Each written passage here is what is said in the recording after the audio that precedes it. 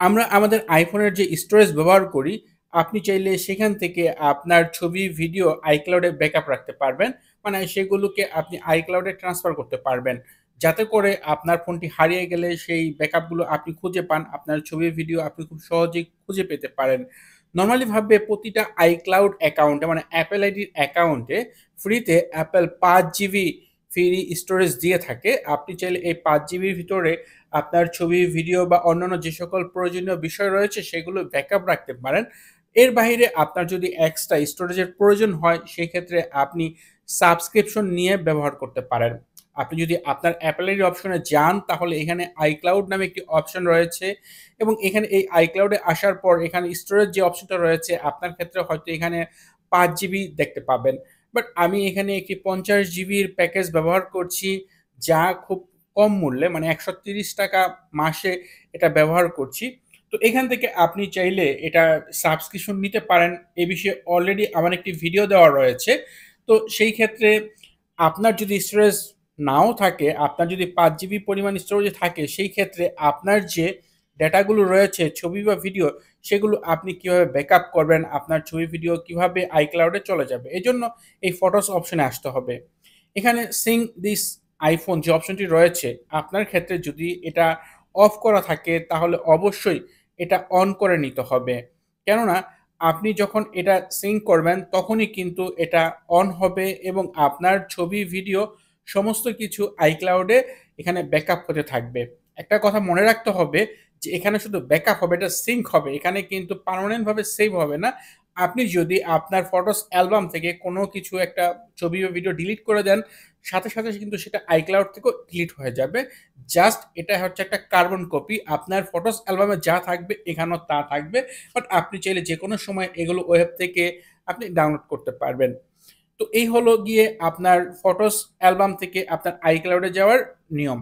But আপনি যদি চান যে না আপনার ছবি, ভিডিও সবকিছুই ব্যাকআপ থাকবে, আমি আমার ফটোস অ্যালবাম থেকে ডিলিট করে দিলেও সেগুলো ব্যাকআপ থাকবে, তাহলে অবশ্যই আপনাকে ফাইলস অ্যাপে যেতে হবে। এখানে একটি অপশন রয়েছে iCloud ড্রাইভ। আপনাকে এই iCloud ড্রাইভে সবকিছু সংরক্ষণ করতে হবে বা সেভ করতে হবে। তাহলে এই Apple আইডির আন্ডারে এগুলো সেভ হয়ে যাবে। iCloud এ আজীবনের জন্য সেভ হয়ে যাবে যতক্ষণ পর্যন্ত আপনি iCloud থেকে ডিলিট না করবেন। তো এই ক্ষেত্রে এই যে iCloud ড্রাইভ এখানে কিভাবে আপনি ছবি বা ভিডিও ট্রান্সফার করবেন বা সেভ করবেন। কেননা আমরা ১ম যে বিষয়টা দেখলাম সেটা হচ্ছে iCloud ব্যাকআপে আপনার ছবি বা ভিডিও থাকলে সেগুলো এখান থেকে ডিলিট করে দিলে সেটাও ডিলিট হয়ে যাবে। বাট iCloud ড্রাইভে যদি আপনি কোনো কিছু সেভ করতে চান, তাহলে যে ছবি বা ভিডিও সেভ করবেন শেয়ারে ক্লিক করে দিবেন। এরপর এই শেয়ার শিটে আসলে এখানে একটু নিচের দিকে গেলেই কিন্তু আপনি iCloud ড্রাইভ বা সেভ টু ফাইলস অপশনটি দেখতে পাবেন।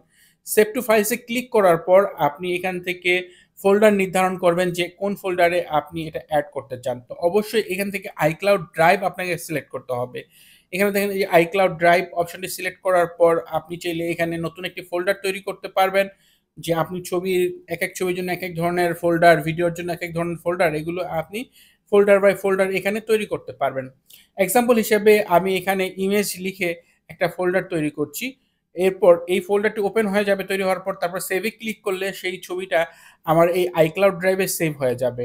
এখন আমি iCloud ড্রাইভে যাচ্ছি এবং এখন যদি আমি এই iCloud ড্রাইভ থেকে এই ইমেজ ফোল্ডারে যাই তাহলে কিন্তু আমি এখানে দেখতে পাচ্ছেন যে সেই ছবিটা এখানে চলে আসছে। এটা কিন্তু আজীবন থাকবে যতদিন পর্যন্ত এখান থেকে আমি ডিলিট না করব। তো এখন আমি এই ছবিটা চাইলে কিন্তু আমার যে ফটোস অ্যালবাম রয়েছে যেখান থেকে আমি এটাকে সেভ করে দিলাম এখান থেকে কিন্তু ডিলিট করে দিতে পারি, চাইলে পার্মানেন্ট ডিলিট করে দিতে পারি, কোনো প্রবলেম নেই। এটা আমার iCloud ড্রাইভে আজীবন থাকবে। এখন যদি iCloud ড্রাইভে যাই, দেখেন এখানে এই ছবিটা কিন্তু রয়েছে।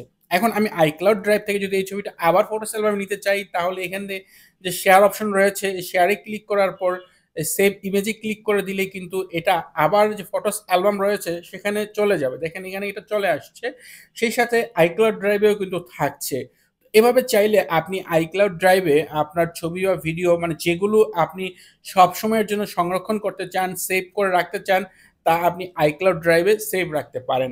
আর এই ক্ষেত্রে আপনার যদি একটা বড় স্টোরেজ হয়ে থাকে তাহলে তো কোনো কথাই নেই। এগুলো আপনি যে ডিভাইসে আপনার Apple আইডি সেভ করেন না কেন মানে সাইন ইন করেন না কেন, সেই ডিভাইসে আপনি এই যে iCloud ড্রাইভের ফাইলগুলো দেখতে পাবেন। তো এই ছিল ভিডিও যে কিভাবে আপনি আপনার ফটোস অ্যালবামের বা এই ছবি বা ভিডিও কিভাবে iCloud এ সেভ করবেন, বা আপনি যদি চান যে iCloud ড্রাইভে আপনার ছবি বা ভিডিও সংরক্ষণ করবেন সেটাও করতে পারবেন।